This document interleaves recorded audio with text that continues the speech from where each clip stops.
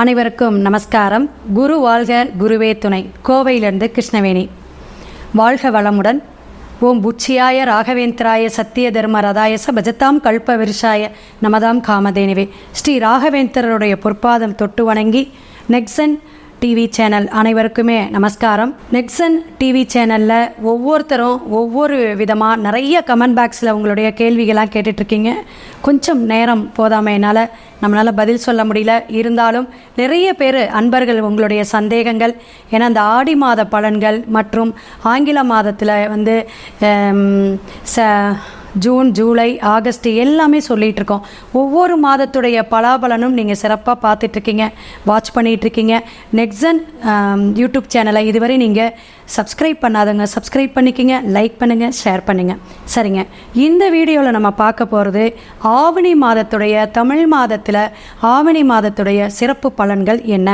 அது என்னங்க, ரொம்ப எல்லாருமே எதிர்பார்த்துட்டு இருக்கக்கூடிய மாதம் ஆவணி மாதம். ஏன்னா முகூர்த்த மாதம் அப்படின்னு சொல்லக்கூடிய மாதங்கள் சிறப்பான மாதத்தில் ஆவணி மாதம் ஒரு அற்புதமான மாதங்க. ஆவணி மாதம் ஏன்னா ஆடி மாதம் இந்த அம்மன் வழிபாடு, கோயில் வழிபாடு, பல விஷயங்களை நம்ம செய்யக்கூடாத விஷயம்லாம் இருக்குது ஆடி மாதத்தில். அதெல்லாம் தவிர்க்கக்கூடிய அமைப்புகள்லேருந்து நம்ம இந்த ஆவணி முகூர்த்த மாதத்தில் என்னென்னலாம் செய்யலாம் அப்படிங்கிற ஒரு எதிர்பார்ப்பில் இருப்பீங்க. அப்படி தமிழ் மாதத்தில் ஆவணி மாதத்துடைய சிறப்புகளில் நமக்கு முகூர்த்த மாதம் அப்படிங்கிறத விட இன்னும் நிறைய விஷயங்கள் இருக்குதுங்க. ஏன்னா ஒவ்வொரு மாதத்துக்கும் ஒரு ஸ்பெஷல் உண்டு. அதன் வரிசையில் இப்போ 17ஆம் தேதி ஆரம்பிக்குது ஆவணி மாதம், ஆகஸ்ட் 17 ஆரம்பிக்குது, ஆவணி 1ஆம் நாள் அப்படிங்கிறது. இதில் சிறப்பான இது அப்படின்னு கேட்டிங்கன்னா, ஆவணி 3ஆம் தேதி வரக்கூடியது அதாவது திங்கக்கிழமை வருதுங்க, அவிட்டம். ஆவணி அவிட்டம் அப்படிங்கிறது இந்த பூநூல் அணியக்கூடிய அமைப்பை சொல்லக்கூடியதுங்க, சிறப்பான நன்னாளுங்க. இதில் இந்த மாதம் ஒரு வாஸ்து நன்னாள் வருதுங்க, 22/8ஆம் தேதி. அதாவது 22/8வது மாதம் ஆவணி 6ஆம் தேதி வருதுங்க. இதை நீங்கள் நோட் பண்ணி வச்சுக்கோங்க. ஏன்னா வாஸ்து நன்னாள் முகூர்த்த மாதத்தில் வரக்கூடிய அமைப்பு மிக சிறப்பு அப்படிங்கலாம். ஏன்னா ஆடி மாதம் நம்ம ஒரு செயல்பாடும் செஞ்சுருக்க மாட்டோம். எந்த ஒரு விஷயம் எடுத்தாலும் ஆடி 18க்கு அப்புறம் செய்யலாம், ஆவணி பிறக்கட்டும் அப்படிங்கிற ஒரு அமைப்பிலேயே நம்ம இருந்திருப்போம்.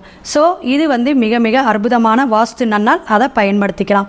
அடுத்த விஷயம், ஆவணி மாதத்தில் 22/8, அதாவது ஆகஸ்ட் 8 22ஆம் தேதி வரக்கூடிய வியாழக்கிழமை அது பிறக்குதுங்க. குருவாரம்னு சொல்லக்கூடிய வியாழக்கிழமை பிறக்கக்கூடிய மகா சங்கடகரா சதுர்த்தி ரொம்ப விசேஷமானது. சகல சம்பத்தையும் கொடுக்கக்கூடியது, காரிய தடையை நீக்கக்கூடிய விநாயகப் பெருமானுடைய வழிபாடு அப்படின்னு கேட்டிங்கன்னா இந்த ஆவணி மாதம் மிக அற்புதமான மாதத்தில் உங்களுக்கு பிறக்கக்கூடிய அமைப்பு. அது வியாழக்கிழமை பிறக்குது அப்படிங்கிறது நம்ம குருவுடைய அனுகிரகமும் அருளாசியும் அன்று நமக்கு கிடைக்கும். அப்போ இந்த ஆண்டு நம்ம இந்த விநாயகர் வழிபாடு எடுக்கிறது அது தனி நம்ம பதிவுலேயே தரோம்.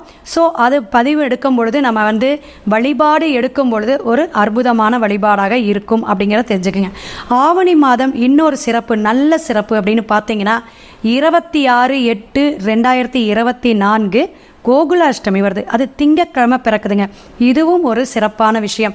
ஏன்னா சிவன் வழிபாடு பிரதோஷம்ங்க, அதே கிருஷ்ணர் வழிபாடு, நாராயணனுடைய வழிபாடு அப்படின்னா அஷ்டமி திதியில் பிறந்திருக்கக்கூடிய கோகுலாஷ்டமி அப்படிங்கிறது மிக மிக அற்புதமான பகவான் அவதரித்த நாள் அப்படிங்கலாம்.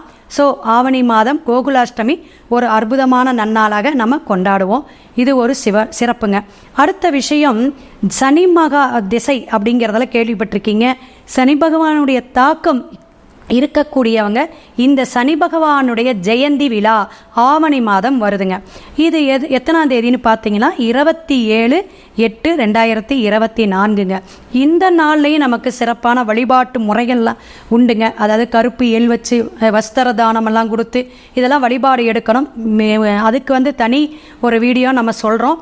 ஒவ்வொரு ராசிக்காரர்களும் நம்ம மேஷம் முதல் மீனம் வரை 12 ராசிக்காரர்களுக்கும் நம்ம சிறப்பான பதிவாக ஆவணி மாதத்துடைய, தமிழ் மாதத்தினுடைய பலாபலன் என்ன பயன்பாடு எடுத்துக்கலாம் அப்படிங்கிறதும் பரிகாரத்துடன் சிறப்பாக சொல்கிறோம். வீடியோக்குள்ளே வாங்க. உங்களுடைய ஒவ்வொரு ராசிக்காரர்களும் நீங்கள் உன்னதமான பலனை அடையலாம். இனி பார்க்க போகிறது ஆவணி மாதத்துடைய பொது பலன்களை இப்போ பார்க்க போகிறோம். அப்போ பொது பலன்கள்னா கிரக கோச்சாரத்துடைய அமைப்பு. ஒவ்வொரு பாவகத்திலையும் கிரகம் மாதக்கோள்களாகவும் வருடக்கோள்களாகவும் நகருது. அப்போ இந்த நகர்வுகளை வச்சு தான் நம்ம கோச்சார பலன் தமிழ் மாதத்துடைய இந்த ஆவணி மாதத்துடைய பலாபலனை சொல்கிறோம். அப்போ பொதுவான பலன் எவ்வளவு நமக்கு பர்சன்டேஜ் அப்படின்னு பார்த்தீங்கன்னா ஒரு 60-70% தான் நமக்கு ஒர்க் அவுட் ஆகும். மேற்படி நம்ம ஃபுல்லாக எல்லாத்துடைய டீட்டெயிலும் நம்மளுடைய தசா புத்தி, நம்மளுடைய ஜனன ஜாதகத்துடைய அமைப்பு, கட்டத்தில் என்னென்ன கிரகங்கள், என்ன கிரக சேர்க்கையோடு கோச்சார கிரகம் இணையுது, இத்தனை விஷயம் நம்ம ஆராய்ச்சி பண்ணணுங்க. அதனால் இந்த பொது பலனை நீங்கள் பயனடையணும். ஒவ்வொரு ராசிக்காரர்களுக்கு துல்லியமாக சொல்லியிருக்கோம். மேற்கொண்டு உங்களுடைய ஜாதகத்துடைய அமைப்பை பார்க்கணும் அப்படின்னு பார்த்தீங்கன்னா டிஸ்பிளேல என்னுடைய ஃபோன் நம்பர் வந்துட்டுருக்கு. நீங்கள் ஃபோன் நம்பரை நோட் பண்ணிக்கிங்க. கண்டிப்பாக உங்களுடைய ஜாதகத்துடைய முழு பலாபலனை தெரிஞ்சு வாழ்க்கையில் எப்படியெல்லாம் முன்னேறலாம் அப்படிங்கிறத நீங்கள் தெரிஞ்சுக்கலாம். ஆவணி மாதத்துடைய தமிழ் மாதத்துடைய சிறப்பு அம்சங்களை ஒவ்வொருத்தருக்கும் சொல்லிட்டு இருக்கோம். நமக்கு எப்படி இந்த மாதம் பலாபலன் இருக்கும், எப்படி விமோச்சனம் கிடைக்கும் அப்படின்னு மேச முதல் மீனம் வரை ஒவ்வொரு ராசிக்காரர்களுக்கும் துல்லியமான பலாபலன் மற்றும் ஒவ்வொருத்தருக்கும் பரிகாரத்தோட சொல்லிட்டு இருக்கோங்க. உங்களுக்கு அதாவது மீன ராசி நேயர்களுக்கு இந்த மாதம் எப்படி இருக்கு அப்படிங்கிறத பார்க்கலாம். கோச்சார கிரகத்துடைய அமைப்பை வைத்து, பயண கிரகத்துடைய அமைப்பை வைத்துனா நம்ம சொல்லிட்டு இருக்கோம். உங்களுடைய ராகு பகவான் உங்களுடைய பாவகத்திலேயே பயணிச்சிட்டு இருக்கார். வீண் அலைச்சல் எதுவாக இருந்தாலும் நான் ஜெயிக்கக்கூடியவங்க, விட்டு கொடுத்து போகக்கூடியவங்க, இலகிய மனம், எதையுமே ஒரு தடக்க ரெண்டு தடக்க நல்ல இருக்கா அப்படின்னு அலசி ஆராய்ஞ்சு யோசித்து முடிவெடுக்கக்கூடியவங்க நீங்கள். அப்போ மீனராசி ஜலராசியாக இருக்கக்கூடிய உங்களுக்கு என்ன நட்சத்திரமெல்லாம் பயணிக்குது அப்படின்னு பார்த்தீங்கன்னா பூரட்டாதி, உத்திரட்டாதி, ரேவதி 3 நட்சத்திரம் பயணிக்கக்கூடிய இந்த ராசியில் உங்களுக்கு ஆவணி மாதம் சிறப்பான மாதம், ஒரு பொற்காலம்னு சொல்லலாம். ஏன்னா நல்ல சுபமுகூர்த்தம் வரக்கூடிய காலம். ராகு பகவான் ஒரு பதிவில் நம்ம சொல்லியிருக்கோம், ராகு கேது சனி பகவானுடைய தொடர்பு இல்லாமல் நமக்கு சுபகாரியம் நடக்காது அப்படின்னு ஒரு வாக்கியம் உண்டுங்க. அப்போ ராகு பகவான் உங்களுக்கு ஒரு நல்ல ஒரு நகர்வை, ஒரு முயற்சிக்கான விஷயத்தை இதுவரையில் இங்கே தடையாக இருந்துச்சுன்னா இந்த மாதம் உங்களுக்கு அந்த தடை தகர்த்தி எறியப்படுகிறது அப்படிங்கிறத தெரிஞ்சுக்கலாம். அப்போ ஆவணி மாதம் உங்களுக்கு அற்புதமான மாதமாக அமையுது. இப்போ வேலை வாய்ப்பு தேடிக்கிட்டு இருக்கீங்க, ஒரு வேலையில் இடமாற்றம் பண்ணலாமா? கண்டிப்பாக பண்ணலாம். வெளிநாடு வெளியூர் போகிறவங்க விசேஷமாக நல்ல ராஜ மரியாதையோடு போகக்கூடிய காலகட்டங்கள். அங்கேயும் போய் உங்களுக்கு அந்த தொழிலில் நல்ல ஒரு பேர் கிடைக்கும் அப்படிங்கிறத தெரிஞ்சுக்கலாம். வெளிநாட்டிலேருந்து நாம் உள்ளூர் நாடு நம்ம தமிழ்நாட்டுக்கு வந்துடுறோங்க, இந்தியாவுக்கு வந்துடுறோங்க அப்படின்னு சொல்லக்கூடியவங்களும் கண்டிப்பாக வரலாம். ஏன்னா இடமாற்றம் தரக்கூடிய மாதமாக தென்படுதுங்க. 3ஆம் இடங்கிற முயற்சி ஸ்தானத்தில் செவ்வாயும் குரு பகவானும் பயணிச்சிட்ருக்கார். ரிஷபத்தில் இருக்கக்கூடிய அந்த குரு பகவான் உங்களுக்கு ஒரு விமோச்சனத்தை கொடுக்குறார். எதுலங்க? மங்களகாரியம்னு சொல்லக்கூடிய திருமண தடை, திருமணமுக்கான முயற்சி பண்ணிக்கிட்டு இருக்கீங்கன்னா இந்த மாதம் சக்ஸஸ் ஆகிரும். நீங்கள் விடாமுயற்சியை செய்யுங்க. ஏன் அப்படின்னா இந்த சனி பகவானோட தாக்கம் இருக்குது. ஏன்னா வக்கரகதியில் 12ஆம் இடத்துலேயே இருக்கிறார் அப்படிங்கிற கவலை இருக்குது உங்களுக்கு. அதே போல் 7 பகவானுடைய தாக்கம் இருக்குது. உடல் தொந்தரவு, வயிறு சார்ந்தோ அல்லது கால் தொந்தரவோ ஒரு சோர்வோ இருக்கும். அது அப்பப்போ போகும். நம்ம வழிபாட்டு மூலியமாக சரி பண்ணிக்கலாம். ஆனால் சுறுசுறுப்பாக இந்த மாதம் நீங்கள் இறங்கி செய்யக்கூடிய தொழிலாக இருக்கட்டும், நீங்கள் வேலைக்கு போகிறதா இருக்கட்டும், குடும்பத்தில் சுபகாரியங்க நிகழ்ச்சிகள் இருக்கட்டும், எல்லாமே சிறப்பாக நீங்கள் மனம் போல வாழ்வு அப்படிங்கிற மாதிரி நீங்கள் மனசார நீங்கள் மற்ற கஷ்டமான விஷயத்தை விட்டுட்டு நீங்கள் நல்ல விஷய எண்ணத்தோடு நீங்கள் செயல்படுங்க. இந்த மாதம் உங்களுக்கு சிறப்பாக இருக்கும் அப்படிங்கிறத தெரிஞ்சுக்கலாம். மாணவர்கள் கஷ்டப்பட்டு படித்தாலும் இந்த மாதம் நல்ல மதிப்பெண் வாங்கக்கூடிய அமைப்பு உண்டுங்க. பயணம் சார்ந்த விஷயத்தில் ட்ராவலில் கொஞ்சம் கவனமாக போங்க. வீண் அலைச்சல்களை தவிர்த்து கொள்வது நல்லதுங்க. ஏன்னா அந்த ராகு வீண் அலைச்சல்கள் இருக்கும்போது அதுக்கான சரியான விஷயத்தை கொடுக்க மாட்டார். இன்னைக்கு வாங்க நாளைக்கு வாங்க அப்படின்னு இழுத்தடிக்கக்கூடிய காலகட்டங்கள். கடன் தொந்தரவு நீங்கும், வருமானம் பெருகக்கூடிய அமைப்புங்க. கணவன் மனைவி ஒற்றுமை நல்லா இருக்கும். ஏன்னா சுபகாரியங்கள்லாம் நடக்க போகிறதுனால அதுக்கான நல்ல ஆலோசனைகளை உட்காந்து மனசார பேசுங்க. கண்டிப்பாக அவங்க விட்டு கொடுத்து போகக்கூடிய காலகட்டங்கள்.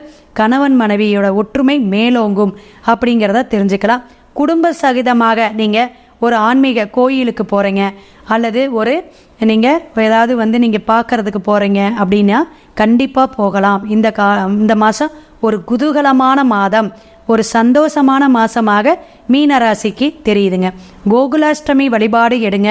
அதே மாதிரி அஷ்டமி அப்படிங்கும்போது இங்கே புதனுடைய நட்சத்திரம் இருக்குது, சனி பகவானுடைய நட்சத்திரமும் இருக்கிறனால அஷ்டமி வழிபாடு விமோச்சனத்தை கொடுக்கும். குழந்தை பாக்கியம் இல்லாதவங்கெல்லாம் கோகுலாஷ்டமி வழிபாடு எடுக்கும் பொழுது அடுத்த அஷ்டமி திதிக்கு வரக்கூட அடுத்த வருஷத்துக்குள்ளே எனக்கு ஒரு பாலகன் வரணும் அப்படின்னு வேண்டிக்கிங்க. அந்த பிராப்தம் அந்த பிரார்த்தனை கண்டிப்பாக கிடைக்கும்.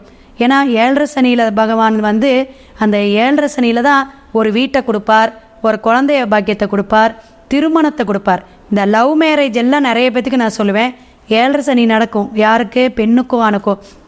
அப்போ தான் அவங்களுக்கு கல்யாணம் செட் ஆகும் அப்படிம்பேன். இப்போ ஏற்பட்ட அமைப்பு உண்டு. லவ் மேரேஜ் பண்ணணும்னு நினைக்கிறவங்களும் இந்த மாதம் சிறப்பாக இருக்குது. ஷேர் மார்க்கெட்டிங்கில் இருக்கிறவங்களுக்கு, தொழிலதிபராக இருக்கக்கூடிய எந்த துறையில் இருக்கிறவங்களுக்கும் நல்ல ஒரு அமோகமான ஒரு மாதமாகவும் ஒரு மாற்றத்தை தரக்கூடிய மாற்றங்கிறது ஒரு ஏற்றத்தை கொடுக்கணும், அதுவும் உண்டு அப்படிங்கிறத தெரிஞ்சுக்கலாம். மேற்கொண்டு உங்களுக்கு என்ன பரிகாரம் அப்படின்னு பார்த்தீங்கன்னா, மகா சங்கடகரா சதுர்த்தி அன்னைக்கு நல்லா நீங்கள் வந்து ஒரு எலுமிச்சம்பழ சாதம் அல்லது தேங்காய் சாதம் அன்னதானம் பண்ணுங்க. உங்கள் வீட்டு அருகில் இருக்கக்கூடிய ராகு கேது சாரமாக ஓப்பன் பிளேஸில் இருக்கக்கூடிய விநாயகராக இருந்தாலும் பரவாயில்ல, நீங்கள் சாதம் நான் சொன்ன 2 சாதத்தில் ஏதாவது ஒரு சாதம் அபிஷேகத்துக்கு ஆராதனைக்கு கொடுத்துட்டு நீங்கள் அதை நீங்கள் உங்கள் கையால் அதை நீங்கள் வந்து பரிமாறணும் அல்லது நீங்கள் கொடுக்கணும், விநியோகம் பண்ணணும். அதே போல் ஞாயிற்றுக்கிழமை சூரிய ஓரையில் சிவன் கோயிலை போயிட்டு ஒரு 9 தீபம் போட்டு வழிபாடு எடுங்க. சிறப்பாக இருக்கும். 1 வாரம் செய்யலாம் அல்லது 4 வாரம் கூட நீங்கள் தொடர்ந்து செய்யலாம். செய்யும் பொழுது வீண் அலைச்சல், கெட்ட பேர், வம்பு வழக்கு, எந்த ஒரு பிரச்சனையில் இருந்தீங்கனாலும் அதிலிருந்து மீளக்கூடிய காலகட்டங்களாக இந்த ஆவணி மாதம் தென்படுது. அதைவிட சிறப்பு என்னன்னா, உங்களுடைய ஜனன ஜாதகம் கோச்சார கிரகத்தை விட உங்களுடைய கட்டத்தில் எப்படி இருக்குது, கிரக சேர்க்கையாக இருக்கா, தனிச்சிருக்கா, தசாபுத்தி அந்தரம் எப்படி இருக்குது, இதெல்லாம் நீங்கள் பார்த்துக்கணும். டிஸ்பிளேயில் என்னோடய ஃபோன் நம்பர் வருது. முழு ஜாதக பலனை பார்த்துக்கிட்டு நமக்கு எப்படி முன்னேற்றத்தை அடையலாம் அப்படிங்கிற ஒரு இறை அருளாலும் குலதெய்வ வழிபாட்டோடும் மீனராசி நேயர்கள் எல்லாருமே நல்ல ஒரு விமோச்சனமான மாதமாக இந்த ஆவணி மாதத்தை சிறப்படைய வேண்டும் அப்படிங்கிற வாழ்த்தி வணங்கி சிவாய நம. திருச்சிற்றம்பலம்.